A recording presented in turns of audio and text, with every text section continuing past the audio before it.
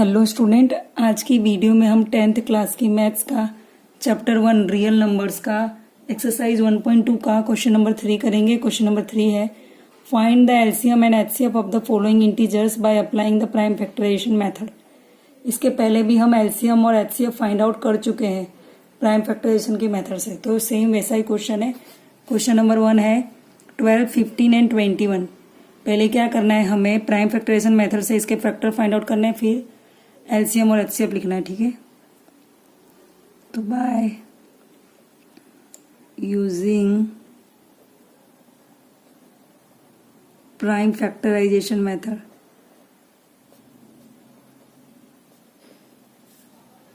We get,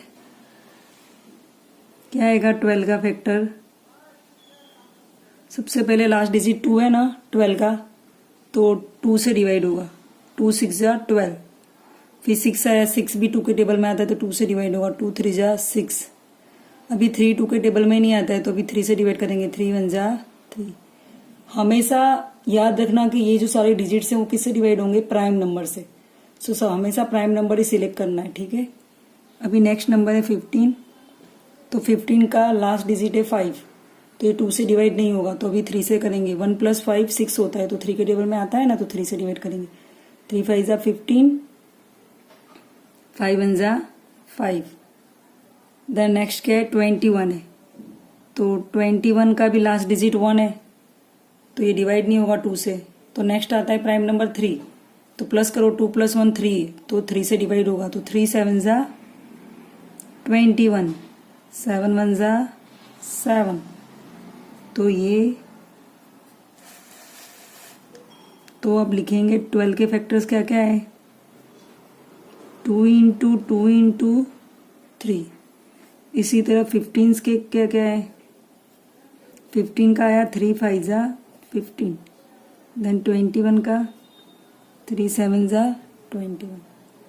अभी देखो यहाँ पे 2 की पावर 2 टाइम है और 3 की 1 टाइम, यहाँ पर भी 3 1 टाइम है और 5 1 टाइम, 3 1 टाइम है और 7 1 टाइम। ठीक है, सबसे पहले क्या लिखते हैं HCF. HCF that means highest common factor, मतलब जो कॉमन हो वो लिखने का। देखो यहाँ पर 2 है 12 में, बट 15 में नहीं है और 21 में नहीं है, तो 2 नहीं ले सकते। अभी 3 12 में भी है, 15 में भी है, 21 में भी है, तीनों में है ना, तो एचसीएफ क्या आएगा। इसमें जो सबके अंदर इंक्लूड हो, मतलब जितने भी डिजिट्स हो उसके अंदर क्या होना चाहिए। जैसे ये 3 डिजिट्स का है तो तीनों के अंदर 3 3 आया है, इसके लिए हमने एचसीएफ 3 लिए। अगर तीनों में 2 2 आता तो 2 भी लिखते। ठीक है, अभी नेक्स्ट एलसीएम। एलसीएम का क्या होता है, लिस्ट कॉमन मल्टीपल।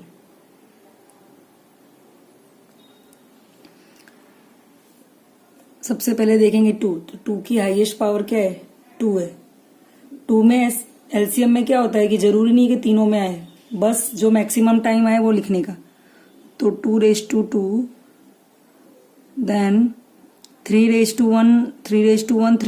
पर मैक्सिमम टाइम क्या है, 1 टाइम है 3। देन 5 भी मैक्सिमम टाइम 1 टाइम है और 7 भी मैक्सिमम टाइम 1 टाइम है। तो 2 2 जा 4, 4 3 जा 12, 12 5 जा 60, 67 जा 420। तो आंसर क्या आया, तो एलसीएम की वैल्यू क्या आई 420 और एचसीएफ आया आपका 3। ठीक है, सो हम नेक्स्ट क्वेश्चन करेंगे, क्वेश्चन नंबर 2। क्वेश्चन नंबर 2 क्या है, 17 23 एंड 29। सबसे पहले हम क्या करेंगे इसका, by using prime factorisation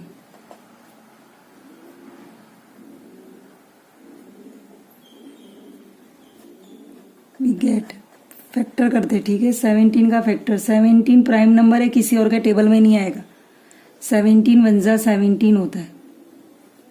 then 23 भी प्राइम नंबर है, तो 23 भी किसी और के टेबल में नहीं आएगा। 23 1 जा 23 होता है। 29 भी प्राइम नंबर है, 29 भी किसी और के टेबल में नहीं आएगा। 29 1 जा 29। ओके, तो अभी यहाँ पर लिखेंगे 17 17 × 1 23, तो 23 बन जा 23, 29 बन जा। ऐसा क्यों हुआ? क्योंकि ये तीनों के तीनों नंबर कैसे है? प्राइम फैक्टर है, सॉरी प्राइम नंबर है। सो ये किसी और के टेबल में आएंगे नहीं, खुद के ही टेबल में आएंगे या तो फिर 1 के टेबल में आएंगे। ठीक है, तो ये हो गए इसके फैक्टर्स। अभी हमें क्या लिखना है? HCF और LCM। तो सबसे पहले HCF लिख देते हैं। HCF दैट मीन्स क्या? जो तीनों में कॉमन हो। तो तीनों में कॉमन क्या है? 1 है, तो इसका HCF क्या आएगा? 1। फिर LCM में क्या है? जो मैक्सिमम टाइम आए, तो यहाँ पर 17 है, देन 1:1, 23:1, देन 1:1, 29:1, देन 1:1। तो मैक्सिमम टाइम 17 1 टाइम है, 23 भी 1 टाइम है, और 29 भी 1 टाइम है, और 1:1। तो मल्टीप्लाई करोगे तो क्या आएगा? 17 का 23 से मल्टीप्लाई करो, फिर 29 से, फिर 1 से, तो आता है 11,339। तो ये हो गया आपका LCM का आंसर। आपको रफ में मल्टीप्लिकेशन करके देख लेना है। ठीक है, तो ये आपका क्वेश्चन नंबर 2 था। अभी नेक्स्ट पेज पे करेंगे question number 3। Now next number है third number 8, 9 and 25। So start करते हैं बाय प्राइम फैक्टराइजेशन।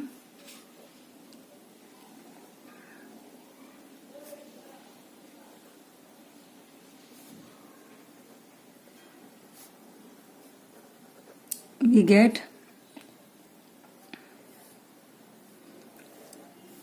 8 का फैक्टर करेंगे तो 8 2 से डिवाइड होगा।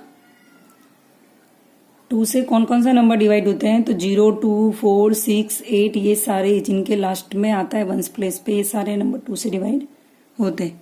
तो ये 8 2 से डिवाइड होगा। 2 4 ज़ा 8, देन 2 2 ज़ा 4, 2 1 ज़ा 2। अब छोटी क्लास में ये सीख चुके हो डिवाइड करना। ठीक है, देन 9 2 के टेबल में नहीं आएगा, तो 3 से डिवाइड करेंगे। 3 3 ज़ा 9, 3 1 ज़ा। नाउ 25,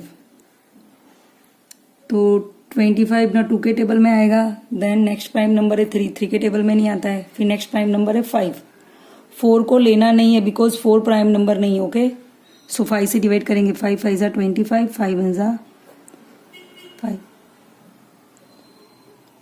फैक्टर लिखेंगे। 8 के फैक्टर क्या कहे? 2 2 ज़ा 2 ज़ा, दैट मीन्स 2 कितनी बार है? 3 टाइम है। देन इंटू 1 1 9, 3 3 ज़ा 9 इंटू 1, 3 2 टाइम है, 1 टाइम है। देन 25, सो 25 5 5 ज़ा, देन 1 ज़ा 5 2 टाइम। एंड यहाँ पे लिखते हैं HCF। तो HCF में क्या होता है? जो तीनों में कॉमन आता हो। यहाँ पर 3 डिजिट्स का है, इसके लिए हम तीनों में कॉमन ले रहे हैं। इसके पहले जो हमने क्वेश्चन नंबर 2 किया था उसमें 2 डिजिट ही थे, तो हम 2 डिजिट्स में से कॉमन ले रहे थे। ये बिल्कुल क्वेश्चन नंबर 2 की तरह सिमिलर है, बस इसमें यही चेंजेस है कि इसमें हमें 3 डिजिट्स दिए हुए हैं, बाकी मेथड सेम करनी है। ठीक है, सो यहाँ पर 3 डिजिट्स है, इसके लिए हम तीनों में जो कॉमन आएगा वो नंबर को HCF लेंगे। बिकॉज HCF क्या होता है? हाईएस्ट कॉमन फैक्टर, जो तीनों में कॉमन हो वो लिखते हैं। तो यहाँ पर HCF आया 1। इसके अलावा कोई भी चीज़ रिपीट हो रही नहीं है। देखो यहाँ पर 2 है, यहाँ पर 3 है, यहाँ पर 5 है, तो कुछ भी कॉमन नहीं है। इसके लिए हमने क्या लिखा? 1। नेक्स्ट है LCM। LCM में क्या लिखते हैं? जो भी नंबर हो, जरूरी नहीं है कि वो तीनों में आना चाहिए, बट कंडीशन क्या है कि जो भी नंबर हो वो मैक्सिमम टाइम आना चाहिए। जैसे 2:3 है, तो यहाँ पर मैक्सिमम टाइम क्या है? 2:3, देन 3:2, देन 5:2, और 1 तीनों में है, इसके लिए 1 1 टाइम लिखेंगे। तो 2:3, 2 2 ज़ा 4, 4 2 ज़ा 8, 3 3 ज़ा 9, 5 5 ज़ा 25, 1 ज़ा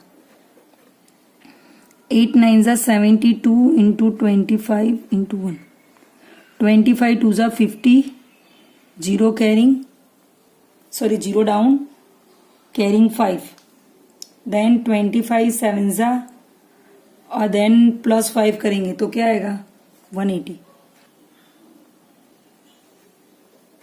तो आंसर क्या है एलसीएम का 1800। देखो फिर से बता दे रही हूँ 25 2 जा 50 जीरो डाउन कैरिंग 5 25 7 जा 175 देन कैरिंग जो 5 थी इसको प्लस कर देंगे तो 180 आएगा। इसके लिए आया 1800। और आपको रफ में मल्टीप्लाई करके देख लेने का अगर डायरेक्ट आपको करने नहीं आता है तो। ये तो आपका क्वेश्चन नंबर 3। अभी नेक्स्ट क्वेश्चन करेंगे क्वेश्चन नंबर 4, वो नेक्स्ट पेज पे। ठीक है, क्वेश्चन नंबर 4 है given that HCF of two numbers 306 and 657 equal to 9. Find the LCM of 306 and 657. तो आप डायरेक्ट LCM करके भी फाइंड आउट कर सकते हो। इन दोनों नंबर्स के फैक्टर निकाल कर फिर LCM कर लो, उस मेथड से भी कर सकते हो क्योंकि यहाँ पर स्पेसिफाई करा नहीं कि कौन सी मेथड से करना है। बट हम लोग कौन सी मेथड करने वाले, फॉर्मूला मेथड का यूज करने वाले। देखो क्या करेंगे, सबसे पहले जो क्वेश्चन में दिया हुआ है लिख देंगे given that HCF equal to HCF of 306 and 657 equal to 9, ये दिया हुआ है। अभी इसके पहले हमने क्वेश्चन नंबर 2 में जो वेरिफिकेशन के लिए फॉर्मूला का यूज किया हुआ था और जो दिया हुआ था हमें क्वेश्चन में, उस फॉर्मूला का हम यूज करेंगे। फॉर्मूला क्या थी, HCF into LCM equal to product of two numbers, ये फॉर्मूला थी। तो इस फॉर्मूला का हम लोग यूज करने वाले हैं। तो यहाँ पर क्या है, HCF ऑफ कौन सा दो नंबर दिया हुआ है, तो HCF निकालना है। HCF दिया हुआ है हमें, HCF of 306 and 657, LCM find out करना है, उसकी वैल्यू नहीं दी हुई है। तो LCM ऑफ 306 एंड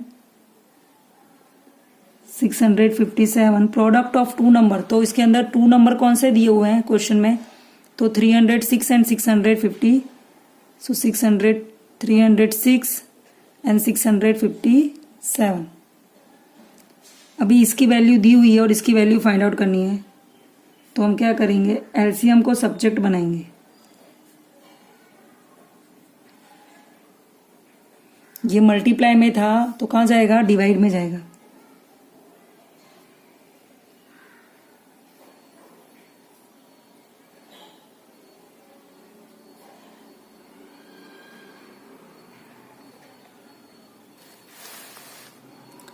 ठीक है, अभी इसकी वैल्यू रख देंगे तो 306 एंड 657, 306 इंटू 657 और HCF ऑफ 306 एंड 657 की जगह पर हमें क्या लिखना है, ये वैल्यू लिखनी है जो क्वेश्चन में दी हुई है 9। फिर कट करो, 9 1 जा 9 3 जा 27, तो 30 में से 27 गए तो 3 रिमेनिंग रहा। ठीक है, तो 9 3 जा 27 लिख देंगे, 3 रिमेनिंग रहा 3 6 36, तो 9 4 जा 36। सो क्या बचा 34 इंटू 657। इसका आपको रफ में मल्टीप्लाई करना है। मल्टीप्लाई करने पर वैल्यू आएगी 22,338। तो ये क्या हो गया, आपका आंसर हो गया LCM का। आपको रफ में करके देखना है मल्टीप्लिकेशन। अगर मैं मल्टीप्लिकेशन करके बताऊंगी तो वीडियो बहुत बड़ी हो जाएगी। ठीक है, और आपको मल्टीप्लिकेशन आता ही है। तो ये हो गया आपका फाइनल आंसर। सो ये था एक्सरसाइज 1.2 का क्वेश्चन नंबर 4। सो अब नेक्स्ट क्वेश्चन के लिए मिलते हैं नेक्स्ट वीडियो में। Thank you.